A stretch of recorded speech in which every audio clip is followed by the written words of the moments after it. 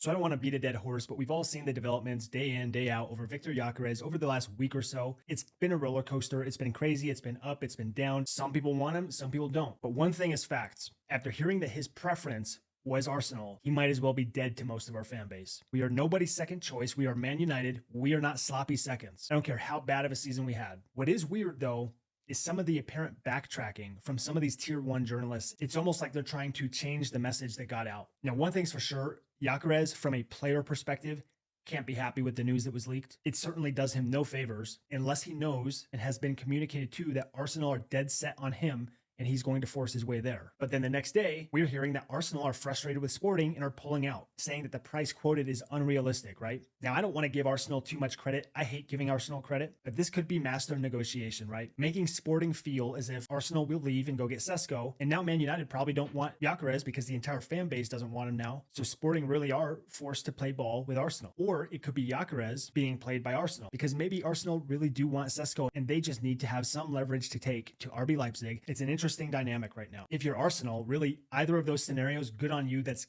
good tactics. That's good negotiation. That's good business. But the walk back by some of these journalists saying that Gyokeres actually didn't reject Man United, but that his preference is just Arsenal because of sheer competitions, Champions Leagues, right? But it's still open to United. That's the message. That's what's being communicated now. So what do we think about that? Why is that happening? Meanwhile, United have seemingly moved on and have open talks with Hugo Ekitike, who's a boyhood Man United fan. The quoted price, 85 to 100 million, is not realistic and that can't be done. We all know we can't do that deal just on precedent, but I think we're trying to have multiple options and multiple deals advanced somewhat so that we've got some sort of leverage, right? So that we're not the ones always being out leveraged. If Arsenal have left and we're the only ones at the table now and we've got multiple options, that helps us get the deal across at the lowest cost possible. Now, I've been on the record saying fuck Victor Gyokeres if he's chosen Arsenal over us, but I could be oversimplifying it. The fact is, Gyokeres is Swedish. Not every player that's ever laced up their boots for Man United necessarily grew up a Man United fan. It's not clear if Gyokeres ever was or wasn't a United fan, but one thing sure as shit is that he wasn't an Arsenal fan. Think about it and put yourself in his shoes. If you're 27 in your prime,